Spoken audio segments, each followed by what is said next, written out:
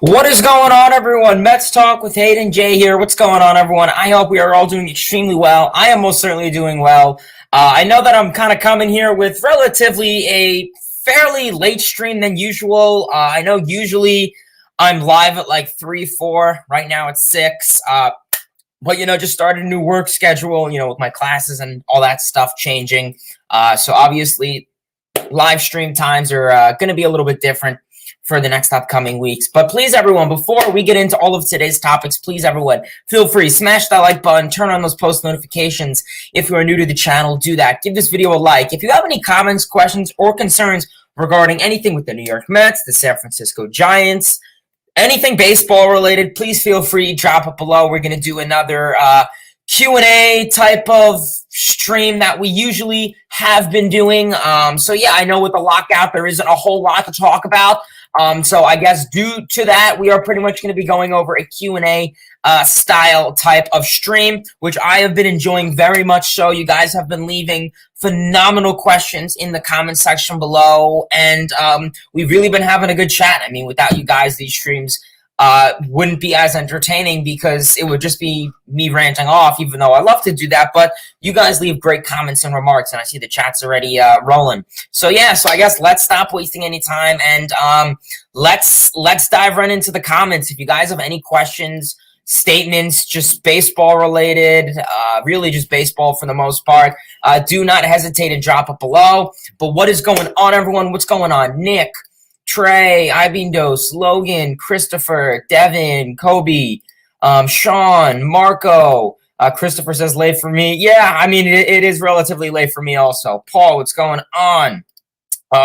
Trey says LFGM, absolutely. And Kobe with our first question of the day. I feel it's usually Kobe. I see you're always the first person to have the first question or comment or just longer statement. So you'll get the reward for that. But Kobe says, who would make a better leadoff man, Nimmo or Marte? That's a good question. I know that SNY on TV was making an argument for that. It's kind of like last offseason where I guess people were kind of making the brief argument. Is it Nimmo? Is it Lindor? I think as of right now, I think it's still Nimmo. I really liked what Marte did last year when he had that split time in Miami and Oakland. But as of right now, I think it's easily Nimmo, hands down. The thing with Marte is, yes, he'll have a high on-base percentage. He'll have an high average. He's great to steal bases. I don't think he's going to have 52 or whatever stolen bases quite again. But I think he can certainly really put a good effort, maybe give you 30, 35. So that's not too bad for Marte. However, Nimmo is young. He's athletic, maybe not as fast as Marte or a guy like that. But as of right now, it still has to be Brandon Nimmo. I think it's a clear and obvious pick. Trey says, when looking at all of the bats we might add, Suzuki would be the greatest value with the greatest upside. He instantly makes Kana more effective as a utility man. That's a good statement there. As of right now, I feel like someone commented this last stream, but maybe it's just me. As of right now, I really don't think the Mets are going to go after Suzuki. I made a video like when the offseason first started in November saying that the Mets need Suzuki. Honestly, as of right now, the Mets have so much outfield depth. Call me crazy, the Mets have so much outfield depth. You went from literally having none to so many. I mean, when the offseason started, the Mets just had the natural outfielders of Khalil Lee and Brandon Nimmo. Now you have those two guys, plus Nick Plummer, plus Mark Canha, plus Starling Marte. I mean, I don't still question what's going on with Conforto. Likely he's not going to resign. I personally don't think Suzuki's going to sign with the Mets. I think he has a likelihood of signing on a team on the West Coast is really what I'm thinking. As of right now, yeah, that's really what I have to say. But yeah. Otherwise, I think it is going to be really, really interesting. I think it's going to be interesting. Hayden, another Hayden, what's going on? He says, how do you feel about the Mets 2022 draft? That's a good question also. Yeah, I mean, I'm really liking what the Mets, the possibility of what the Mets could have next draft. As of right now, the Mets have 6 draft picks in the first 2 rounds, and that is huge. We know that the Mets recently just came in ranked, being their farm system being ranked 16th in Major League Baseball. So that's pretty much kind of on the borderline of good / bad. I mean, I would like them to be 15, 14, so they're in the top 15 at least. But I'll take it. It's not horrific. My biggest thing is pitching. I would like the Mets to acquire more pitching. You have some guys, I get it. You have Mcneill. He got Tommy John. I'm not worried about that.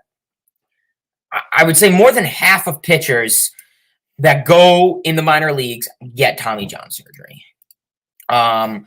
Yeah, so I'm not really worried about that, to be honest with you. I think that's pretty fair. Yeah, like I said, we're really just gonna see what the Mets' goal is. We know last year's draft for the Mets turned out to be good for the first part, and then a month later, all the Kumar Rocker shenanigans pretty much just came and really just destroyed the Mets. And it's unfortunate because the Mets really built their whole draft around Kumar Rocker. They really built around it, and that would have been really good. And unfortunately, Kumar, that's a whole story for another day. I honestly have no idea what happened fully, but it just seemed that was really not the case for the Mets, and they got unlucky with him. But right now, I think pitching would be something that the Mets should really go after. Like I said, you're to an extent kind of limited. I mean, when you're talking about top tier guys, you have JT Ginn and Mcneill, and you really go down with your Thomas Pukkies and guys that people are like, who? So yeah, you have that. That's not bad. I would like the Mets to go after some more outfield. Right now, the Mets don't really have any. I mean, we know that Jared Kelenic, unfortunately, is no longer a New York Met. He's Seattle Mariner, and he's been out of the Mets organization for almost 2.5 years, or 3.5 years by now. So we know that's the case. But as of right now, it's good to have 6 picks in the first 6 draft picks in the first 2 rounds. I think that's going to be huge. I just think it's going to come down to if they could draft responsibly. Just build that farm, and that's really all you could do. And yeah, it's really all. Gallup posts what's going on. He says, hey. Marco says, I just want to see Degrom and Scherzer pitch back-to-back to days healthy. Yeah, I mean, you and me both, pal. I think as of right now, when it comes to this, we really are pretty much seeing you have Scherzer another year older. Scherzer, he got really fatigued in the playoffs for the Dodgers last year. And regardless, he had his fair share of injuries. He just was really, really struggling in the playoffs, and it just was not, was not his time to pitch to an extent. Unfortunately, some of that was to poor management from Dave Roberts. But what I like about Scherzer is that, he stands up for himself. If there's a call that he doesn't like, or if he disagrees with the manager, Dave Roberts, he'll go out there and, I don't want to say argue, but he'll give up a fight to an extent. And, and I think that's really important for a lot of these guys. So yeah, I think that's pretty good. But in terms of the Jacob Degrom issue, the health is going to be something really important that we're going to have to observe and be cognizant about. We know that he had the UCL tear partially. Well, Sandy Alderson stated that, and then Degrom a week later pretty much said that's not true. I feel fine. It's fine. So yeah, I honestly couldn't really tell you what's going on with Jacob Degrom, because you have him saying something else, and then you pretty much having Sandy Alderson in the executive office saying something completely else also. So, what are you going to trust? And I just don't know. Is that bad that they're saying 2 different things? Is that bad? I mean, probably, yeah, that doesn't sound good. So yeah, honestly, I really have no idea. Gallupo says, excited to see Vientos, Ronnie, Batty, and Alvarez to come up. All 4 have nice ceilings. I could see Vientos being our DH, Ronnie being forced to play second, and Batty and Alvarez at their natural position. So that'd be shortstop or third base and catcher. Yeah, I mean, regardless, Alvarez is going to play catcher. I mean, unless, I wouldn't picture him playing first base. But yeah, that's one thing that I really want the Mets, not even at the minor league level, but at the major league level, is I really want to see a lot of these guys start to play at their regular position. We saw so many times last season and in 2020 and 2019 where so many guys played outside of their main position. I mean, J.D. Davis is one guy for scenario. Jeff McNeil is one guy. McNeil, he's a utility role. I get that. but I think his main strength is at second base. And that's why I'm a proponent of keeping Mcneill, and I want him at second base. I don't want him playing third base. I don't want him playing left field. If he has to play one, I wouldn't mind right field because he sees the ball come off the bat much better on the right-hand side. So I would have no issue with that. But as of right now, I want to see Mcneill on the right side of the field, whether that's second or right field. I mean, JD Davis is another guy. For example, I mean, he played left field. I think he played some time at third for the most part. I think there's the only two positions he's really ever played. I don't believe he's ever played any other positions for the most part. Maybe with I think even with the Astros, he was shortstop for not shortstop. My apologies, a third baseman for the most part.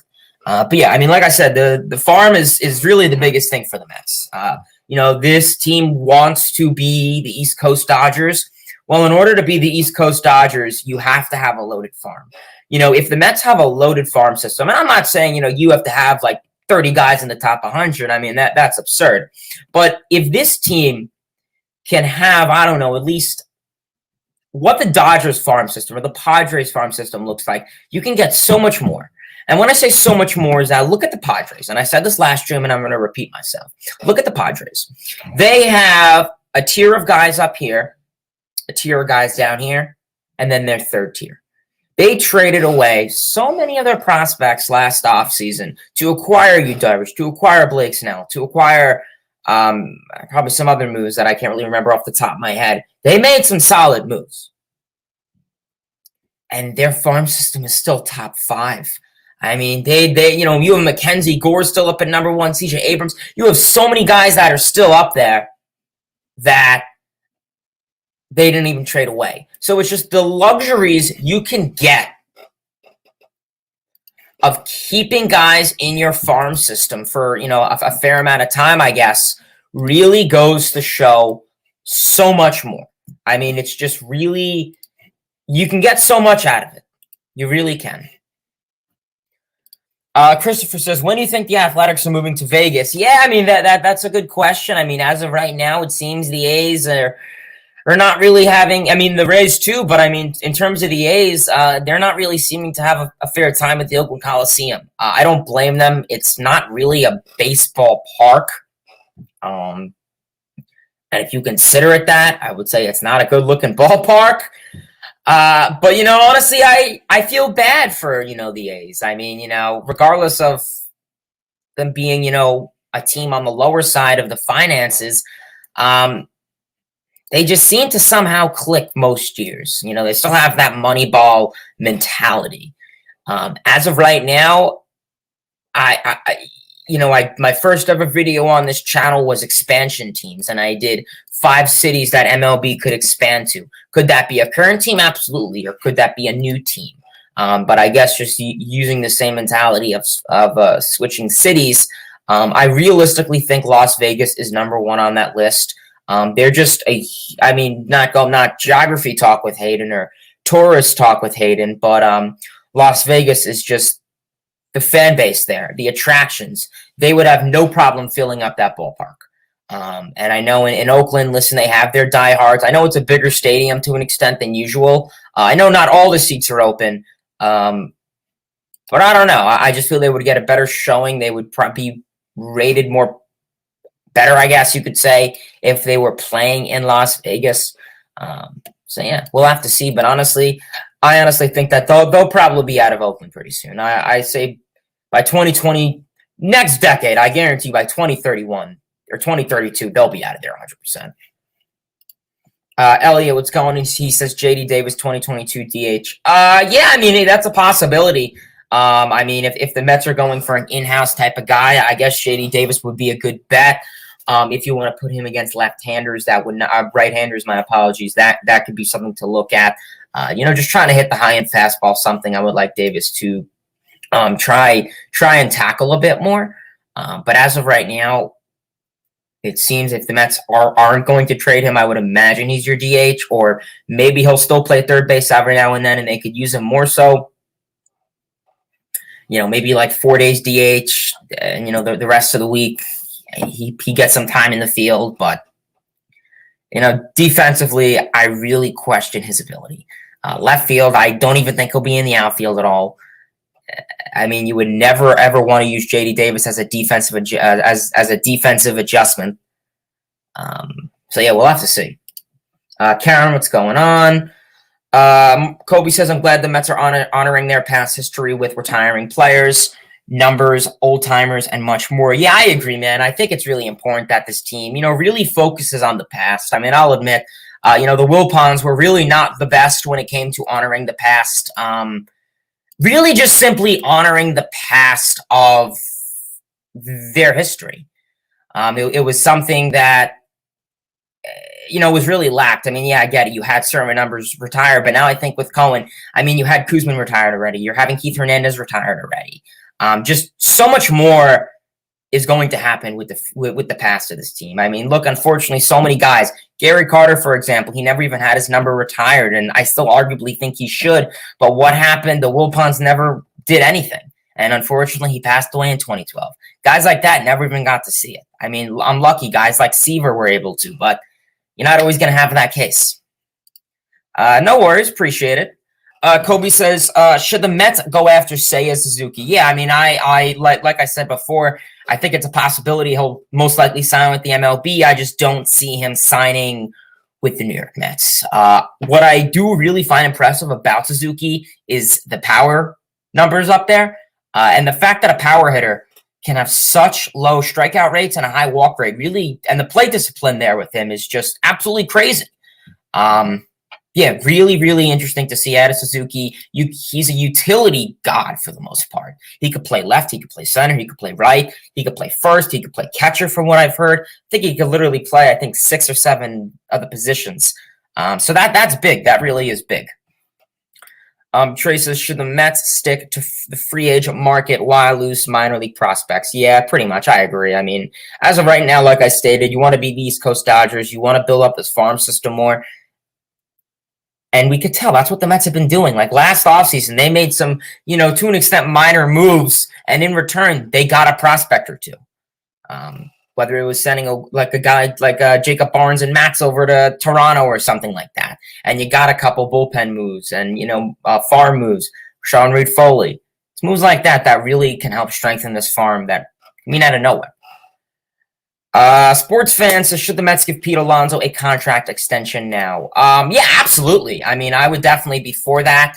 As of right now, Pete Alonso has proven himself that he is one of the best power hitters in the game of baseball, and arguably one of the best offensive players in the New York Mets right now. He's coming into rookie 2019. 2020 was a disaster. 2021 was, I guess he really blew up in the second half. I mean, I say that if the All-Star game was at the end of the season, Alonso would have been an All-Star. I just think, unfortunately, the voting system is a little rigged, but that what else is there to say? Yeah, in terms of a contract extension, he wouldn't be my number one priority. As a player, absolutely. Not named Degrom. Absolutely.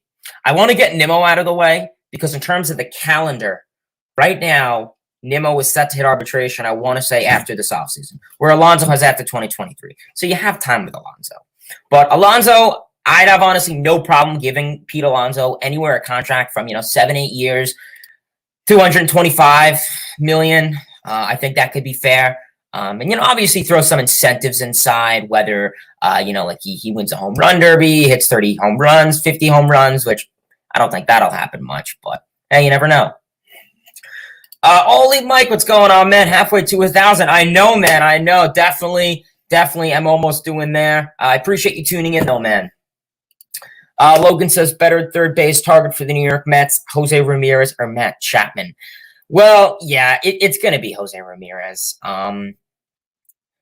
You're going to have to give up. You're going to give up a baby, and that makes sense because if you're looking at a guy like J-Ram, how old is J-Ram? J-Ram is Jose Ramirez is how old? Jose Ramirez is 29. Just turned 29 in September. So he's kind of your long-term resolution guy, which makes sense that you're giving up a prospect because he's your long-term guy. So why would you hold on to a guy like Beatty or Mauricio if you're going for, another long-term guy? That makes sense. But yeah, As of right now, it's easily J-Ram, not so much because of his age or anything like that, but to an extent, he could be a 5-tool player. Chapman, he has the best defense at third base, no doubt. But I get very cautious with his bat, with the strikeout numbers, with the chase rate, with the whiffs. I get a little nervous with that. We saw with the A's last year. In the first half, he really struggled. In the second half, his power came back a little bit, and he started to put up numbers that were favorable. But I don't know. I get a little bit worried with Matt Chapman. As of right now, it's easily Jose Ramirez.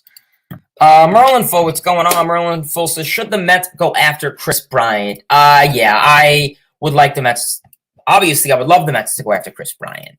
You would easily be getting a overall 3 to 4, probably a 4-tool player to an extent.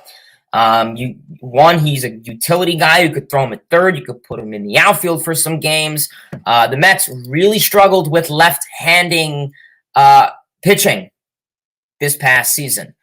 And as of right now, the Mets, I think, have that issue tackled down to some extent. But Bryant, he has great numbers against left-handed pitchers with low velocity and fastballs. Those are 3 things that the Mets had really bad times hitting against last season. Bringing in Bryant could certainly help that, no doubt about that. He could certainly help that.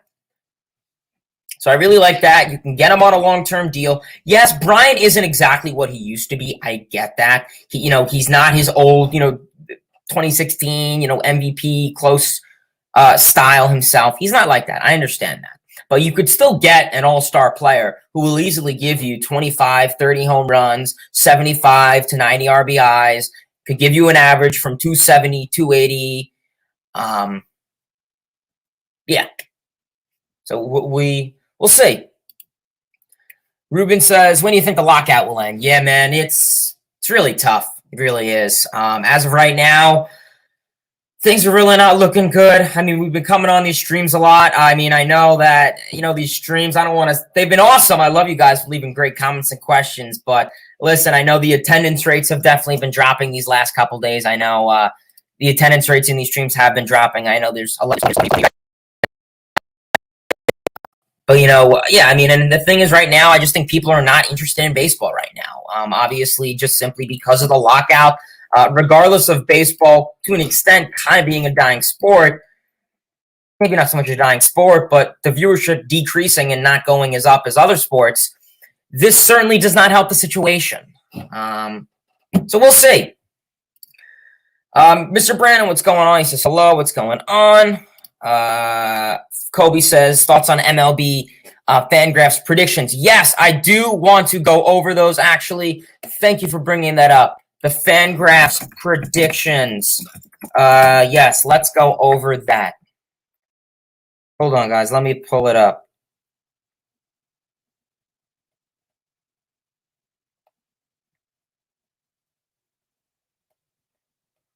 Okay. Fangraphs. So the 2022 Fangraphs predictions per team. So hold on, guys. Fangraphs projections 2022 standings. So yeah, I mean, it makes sense why a lot of these teams aren't. So yeah, let's see. All right, so let me share my screen. So as of right now, Fangraphs recently just posted their projections for the 2022 season. And as you could see, they have some pretty solid numbers. They really do have some pretty solid numbers. So yeah, I guess let's start with the AL. So right now you have the American League, you have the AL East. So you have the Yankees at number 1. You have the Yankees at number 1 at 90 and 72. Honestly, kind of surprising that the Yankees are really ranked that high. I get it. They had 91 wins last year, and somehow that's a disappointment. Really is kind of crazy that 91 wins can be a disappointment for a team. But for a team with such high standards, it really kind of was. But right now, they really have a lot to work for. Their team is literally a power strikeout team with Judge, with Stanton. They have the powers there, but the strikeout rates and the contact, just simply getting on base, they need a table setter. Whether it's a guy like Trevor Story, who, maybe not so much won't rely on runs and home runs and power, but a guy that will simply enough easily rely being a contact style hitter. And I feel honestly that is what the New York Yankees need. In terms of their rotation, it definitely is going to need some work. It's definitely going to need some work. Garrett Cole is still questionable. He's been getting barreled. He's been having troubles with his pitches. He is getting taken deep. I mean, you look what happened in the wild card with the Subway Series with the Mets. Garrett Cole is if you're a Yankees fan, I understand if you're frustrated with Garrett Cole. I mean, I am too, as much as I'm a Mets fan. I mean, I would love to see Garrett. I mean, what Steinbrenner and Cashman are paying him, it's certainly disappointing. So, yeah, I mean, that's really going to be tough for the New York Yankees. They need some more pitching depth. I mean, you got Garrett Cole, but otherwise, I mean, who else do you really got in that rotation that you could throw out there and you could actually establish trust in? I mean, you tell me who you can really trust in that Yankees rotation. Questionable what they're going to do with a guy like Chapman in the closer role. He had his fair share of complexities. It's going to be interesting. It really is going to be interesting. Yeah. Whoops. All right. So coming into second place, we have the Toronto Blue Jays at 79 and 73. So pretty much like the AL East, it's really kind of close. It's not like completely like a huge gap. I mean, you have the first four place teams and under 7-8 wins. So second place, you have the Blue Jays, and I'll try to speed it up. I know I went kind of long with the Yankees. But with the Blue Jays, honestly, solid numbers for the Blue Jays. Maybe I don't know if they'll win 89. I honestly could see them winning a little bit more with that lineup and that rotation depth they have. The bullpen is something that's a little weak. They need some bullpen arms. Maybe if you move a guy like Nate Pearson in that bullpen and you sign another starter, whether it's a fifth end starter like Pineda or someone like that, that doesn't hurt. But they'll definitely need some bullpen moves, possibly a closer. But the bats are there: Guerrero, Gurriel, Bichette. Still questionable with Biggio, but the offensive production is there. Third place, you got the Tampa Bay Rays. Honestly, I don't think it's a little insulting that they have 88 wins. I could see them obviously getting much more. They're a team that, regardless, yes, they don't have their rotation. Their rotation's there, but it's more the younger side. Listen, I get it. They don't have Blake Snell. They don't have Tyler Glasnow. They do have Glasnow, but he's recovering from injury, and it seemed maybe they really needed that veteran presence in the playoffs. That's, I guess, what kind of got to them. But as of right now, they always manage to pull things together. I mean, this is the team that is analytically driven. Randy Arozarena, Wander Franco, two guys that, I mean, have been in the league for, a year, and they're already putting up, elite numbers.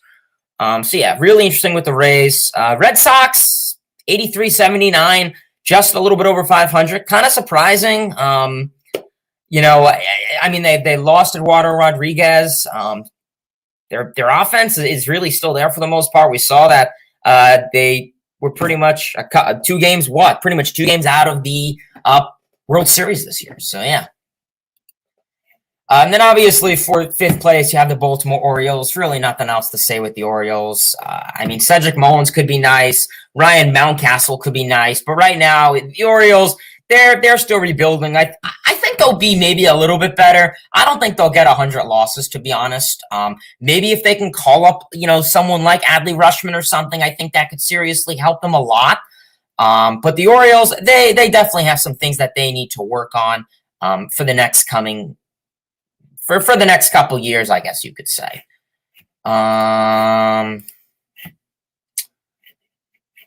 All right. Taking a look at the AL Central. Kind of really surprising here. You have the Chicago White Sox coming in first place, which honestly is not a surprise. I think the White Sox are the best team in their division. Will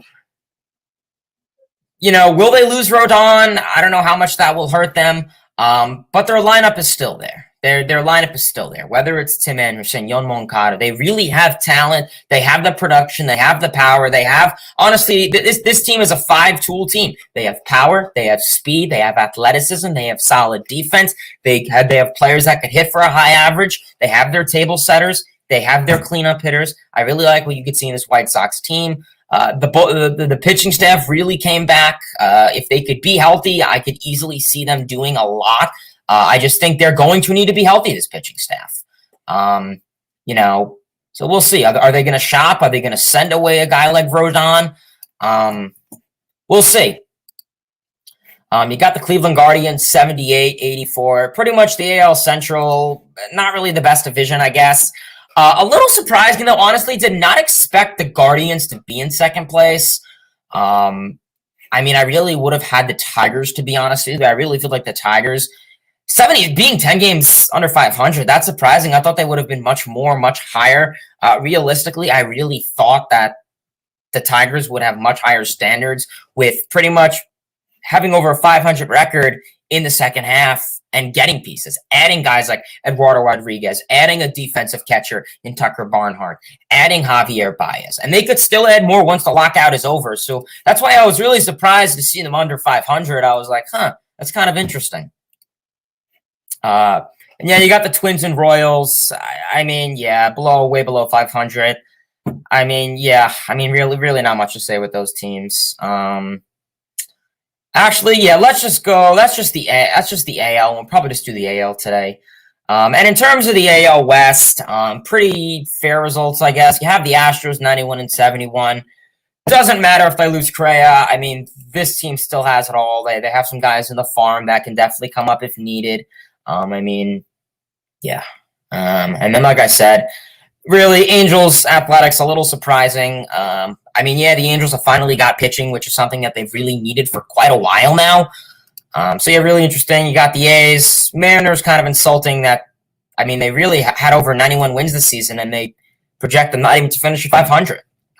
Really interesting. But maybe we'll go more into depth with that next stream. I know I kind of spent a little too much time on that than I wanted to, so sorry if I kind of rushed it at the end to an extent, but I kind of didn't really want to go over it that long. Trey says, how worried should Mets fans be after McCann's first year? To an extent, quite worried. Worried. For the most part, I think most Mets fans knew that McCann wasn't really going to be an all-star type of caliber catcher. He was never a full-time catcher. He was always an alternate for Yasmani Grandal. The ground ball rate was one of the highest. Unless he works on trying to hit for more line drives and keep the ball in the air, I don't see much of a change in McCann. Maybe his defense, his framing rate, he could try and work on that. But as of right now, I think he could be a little bit better, but I don't see him being an all-star, 80 million type of catcher. I feel you, man. It really is. I know the streams have been a little bit quieter than usual. And, hey, listen, you know what else is there to say? With the lockout, it's tough. Boomer, what's going on? That makes sense. That's fair. Ruben says, can the Mets establish Edmond Diaz as their closer? Well, right now, I think you kind of have to, because pretty much what you traded away, it would be an embarrassment and another huge low Mets moment for this team to lose Edwin Diaz, because you pretty much traded away what? Jared Kelenic, Justin Dunn, all these guys for what? Jay Bruce? Then what did you get in return? Robinson Cano to give you a good 2020? It would just, be really unfortunate. With Diaz, I understand. He'll go out there, he'll pitch 10 solid, awesome 9 innings or 8 innings. And then he'll just go out there for 10 more innings following that. His slider won't be on point. His fastball won't be connecting to the plate. He'll be walking the park. His command will get iffy. The ball will be flying all over. So that's something. It's going to have to be worked out. Baseball's done. I'm glad I was able. Yeah, man. Yeah, whatever works for you. Do I think the lockout is going to completely kill baseball?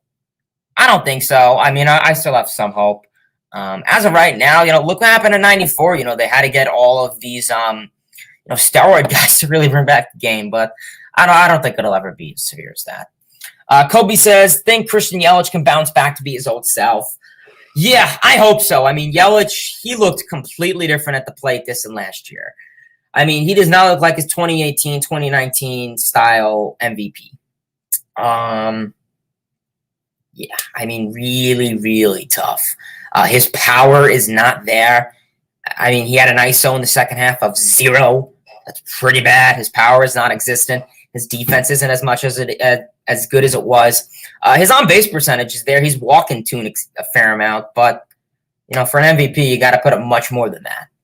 I mean, what did he have, like 9 home runs this season? Trey says, when is Joey Fuego and Peterson going to be back from injury? Well, as of right now, Joey Lucchesi is going to be returning, I would say, June or July, because he's coming from Tommy John. And Peterson, I believe, should be back for opening day. He said he feels ready. Steven, what's going on, brother? Appreciate you tuning in. Oh, you guys actually covered the same thing. That's funny. What's going on? LFGM, Traces. How many arms in the bullpen can you trust? As of right now, in terms of how many arms I could trust in the bullpen, you really only got a couple guys. I mean, hopefully May can be a guy you could trust. Hopefully Lugo could be a guy you can trust. I say at least 3 or 4 guys you have faith in. Harvey's in trouble. Uh-oh. Really, that's not very good. So yeah, that is really interesting, Roland Fall. I'm going to have to research that into. So we're probably going to call it a stream here. I do appreciate you guys tuning in. I know this was kind of like, this was a good stream, don't get me wrong. I know we kind of rushed it to an extent a little bit. I kind of planned on going live at like the last, like 5 minutes before I guess I started the stream. I was like, hey, you know what? Why not go live? There's really not much going on right now. Maybe I'll go on YouTube, go live for a little bit. I think we had at one point like 13 people in the chat. And right now we have 12, so I'll take it. Yeah. As of right now, like I said, we're gonna have to see what's going on in Major League Baseball right now. Yeah. Otherwise, I appreciate you guys tuning in. As always, please feel free to smash that like button, turn on those post notifications. If you're new to the channel, do all that stuff. Hit that like button, turn on those post notifications, subscribe. Like I said, we're pretty much en route to 1,000 subscribers, so let's try and get there. That would be very excellent. Otherwise, I appreciate you guys for tuning in. As always, LFGM. Till next time, baseball fans, see ya.